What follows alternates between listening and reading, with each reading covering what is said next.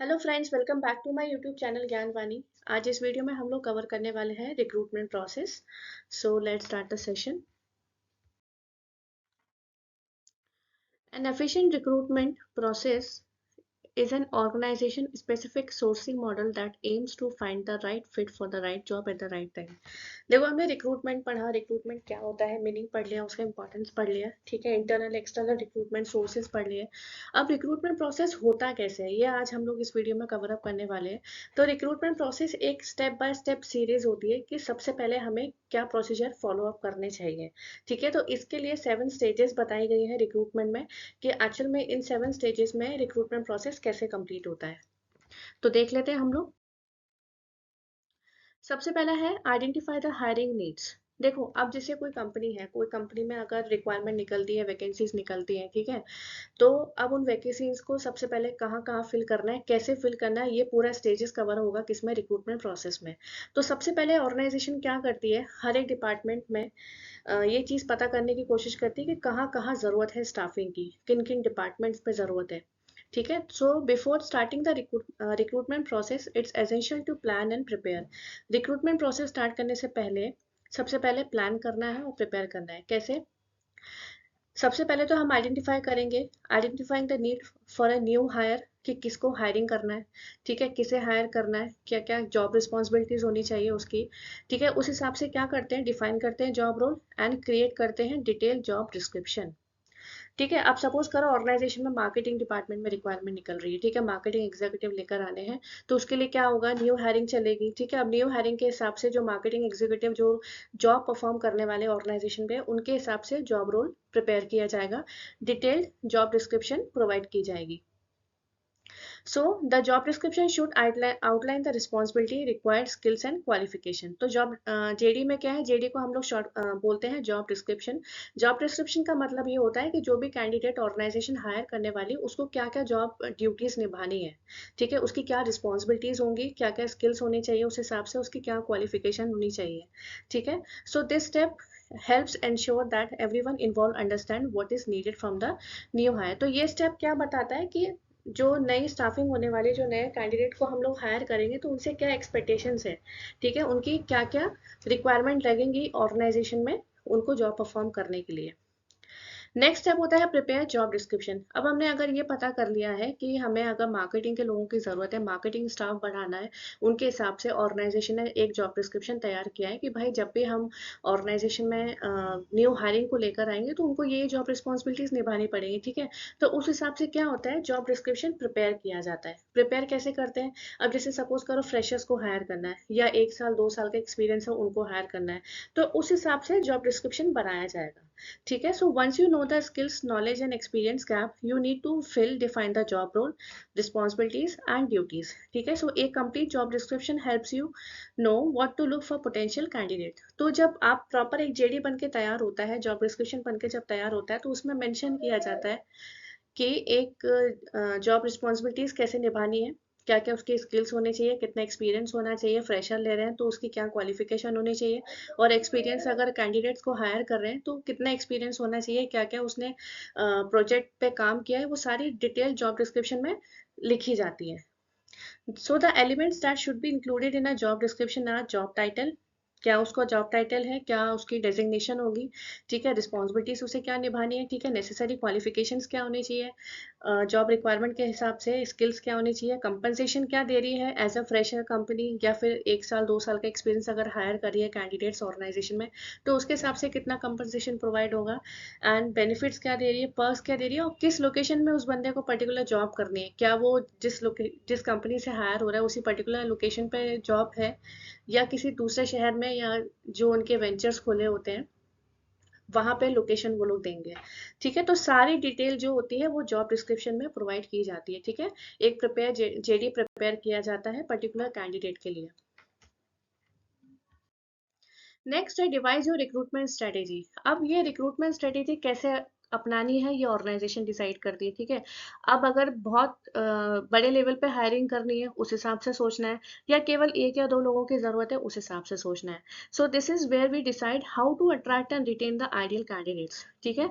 So here you should consider whether you can find a possible candidate from within the company itself और whether you need to hire from the outside, ठीक है। अब ये तो requirement के ऊपर depend है कि आपको केवल एक या दो लोगों की जरूरत है, तो चलो ऑर्गेनाइजेशन एम्प्लॉय रेफरल पे भी जा सकती है, ठीक है।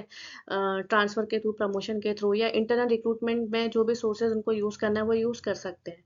लेकिन अगर बड़े पैमाने पे हायरिंग करनी है तो उन्हें आउटसाइड एक्सटर्नल सोर्सेज का यूज करना पड़ेगा, कंसल्टेंसीज को रेफर करना पड़ेगा, फिर वो लोग हायरिंग प्रोसेस स्टार्ट करेंगे, रिक्रूटमेंट करेंगे, ठीक है, कैंडिडेट्स लेकर आएंगे।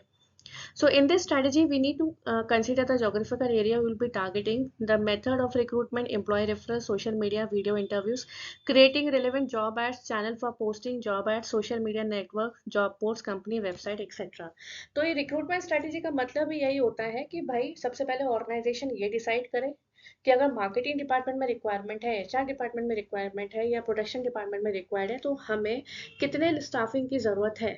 उस हिसाब से क्या होता है ना, ऑर्गेनाइजेशन स्ट्रैटेजी बनाती है कि उसे एक्सटर्नल सोर्सेज का यूज करना है या इंटरनल सोर्सेज का यूज करना है। अगर रिक्वायरमेंट एक या दो लोगों की है तो इंटरनल सोर्सेज के थ्रू अगर काम हो रहा है तो हो जाए। लेकिन अगर बहुत बड़े पैमाने पर अगर हमें रिक्वायरमेंट चाहिए, प्रोडक्शन में भी कम से कम 8-10 लोगों की जरूरत है, मार्केटिंग में भी जरूरत है, तो फिर क्या होता है, ड्राइव होती है, रिक्रूटमेंट ड्राइव स्टार्ट हो जाती है। फिर रिक्रूटमेंट प्रोसेस उस हिसाब से एक्सटर्नल सोर्स के हिसाब से ऑर्गेनाइजेशन कंडक्ट करवाती है। नेक्स्ट है स्क्रीन है शॉर्टलिस्ट कैंडिडेट्स। अब जो स्ट्रैटेजी अगर उन्होंने बनाई, चलो इंटरनल सोर्सेज के थ्रू या एक्सटर्नल सोर्सेज के थ्रू, अब एक्सटर्नल सोर्सेज के थ्रू अगर बड़े पैमाने पे रिक्रूटमेंट चाहिए, ठीक है, लार्ज नंबर ऑफ कैंडिडेट्स आने चाहिए ऑर्गेनाइजेशन में इंटरव्यूज के लिए, तो उसके लिए जो वो सोर्सेज उनको यूज करना है वो करते हैं, जैसे Naukri.com हो गया, मॉन्स्टर हो गया, बहुत सारी वेबसाइट्स हैं उनके थ्रू। उसमें क्या होता है, स्क्रीन किया जाता है रिज्यूमेस को, ठीक है। So the screening process is when you review resume to filter out the best candidate, ठीक है। बेस्ट कैंडिडेट को लाने के लिए बहुत सारे जो रिज्यूमेस होते हैं ना उनको स्क्रीन किया जाता है, ठीक है, देखा जाता है। अगर इंटरनल सोर्सेज का यूज हो रहा है तो ठीक है, 8-10 लोग अपना अपना रेफरल देते हैं या फॉर्मल एम्प्लॉयज के थ्रू रिज्यूमेस ऑर्गेनाइजेशन में आ जाते हैं, कंपनीज में आ जाते हैं, फिर उनका सीवी रिव्यू करके उस हिसाब से बेस्ट कैंडिडेट देते हैं। लेकिन अगर एक्सटर्नल सोर्स का यूज कर रहे हैं ऑर्गेनाइजेशन वाले कैंडिडेट्स को लाने के लिए, तो वो क्या करेंगे, बड़े बड़े सीवीज जो होते हैं, बड़े बड़े पोर्टल्स जो होते हैं, ठीक है, उन पे जो सीवीज होते हैं ना, रिज्यूमेस अपलोड होते हैं, उनको स्क्रीन करते हैं, ठीक है। स्क्रीन करने के बाद जो बेस्ट कैंडिडेट होता है उसको फिल्टर करके रखते हैं, वो लोग अलग से उसको डेटा में सेव करके रखते हैं।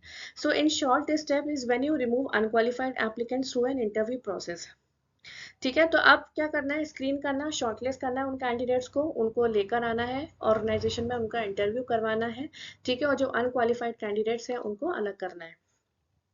सो to start you should review each resume and sort them based on qualification. आपके जो जेडी बन के तैयार हुई है, जॉब डिस्क्रिप्शन बन के तैयार हुआ है, आप उस हिसाब से क्या करोगे, कैंडिडेट्स को कॉल करोगे, ठीक है। कैंडिडेट्स को कॉल करने के बाद उनको अपनी कंपनी की जॉब रिक्वायरमेंट बताओगे कि हमारी ऑर्गेनाइजेशन में ये पोजीशंस खाली हैं, इन पोजीशंस के लिए हम लोग रिक्रूटमेंट कर रहे हैं, ठीक है।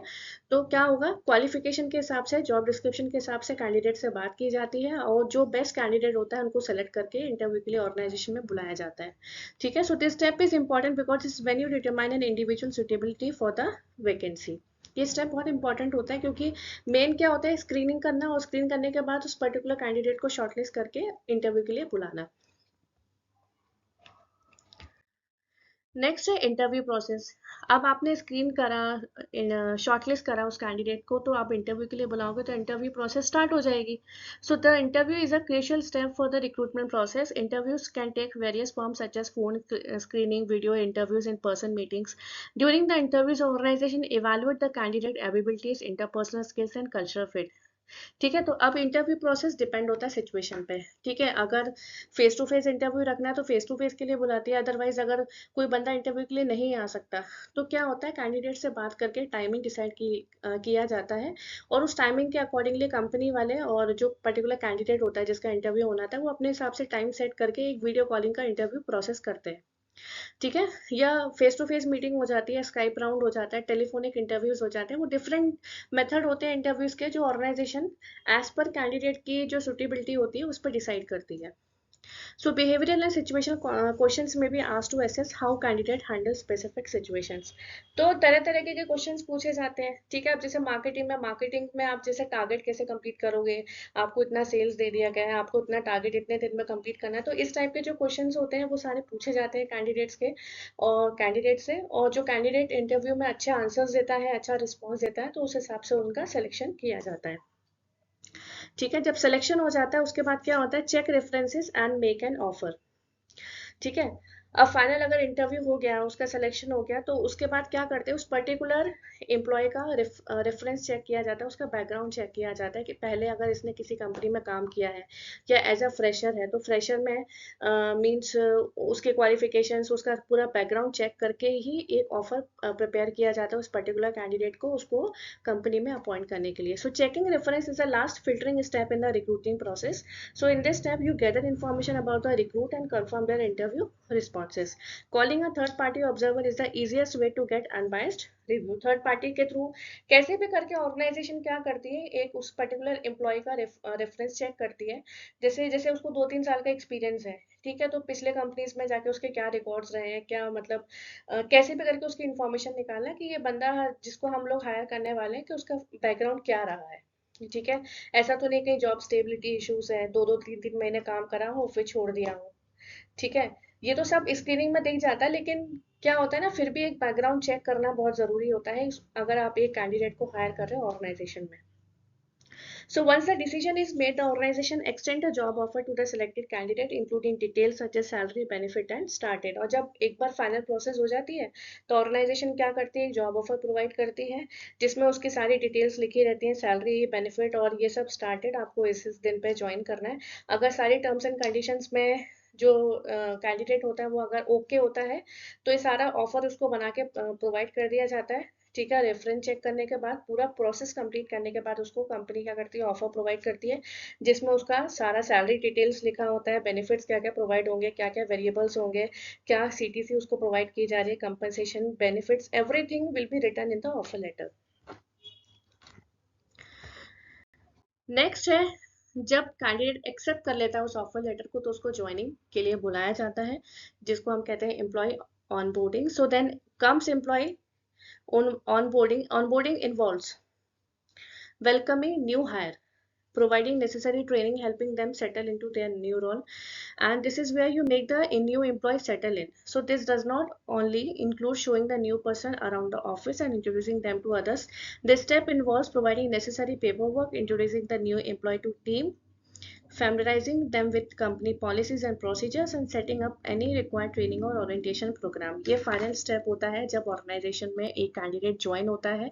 ज्वाइनिंग का मतलब केवल ये नहीं होता है कि आप आए और फैमिलीराइज हो गए। इसमें आपका क्या क्या रिटर्न पेपर वर्क होगा, क्या कंपनी की पॉलिसीज हैं, क्या रूल्स रेगुलेशंस हैं, उनका इंडक्शन ओरिएंटेशन प्रोग्राम सब कंडक्ट करवाया जाता है।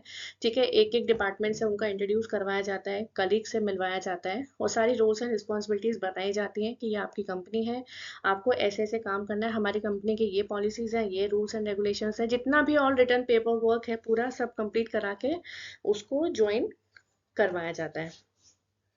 ठीक है, तो ये तो था एक रिक्रूटमेंट प्रोसेस जो हमने बिल्कुल स्टार्टिंग से पढ़ा कि कैसे कैंडिडेट को सिलेक्शन के लिए हायरिंग करना है वैकेंट पोजीशंस को फिल कराने के लिए, और उस वहां से लेकर हमने एंड तक पूरा पढ़ा है कि कैसे एम्प्लॉय ऑन बोर्ड करता है ऑर्गेनाइजेशन में फाइनली। तो आई होप आपको ये वीडियो बिल्कुल पसंद आया होगा। ठीक है, तो मिलते हैं नेक्स्ट वीडियो में, तब तक के लिए थैंक यू सो मच।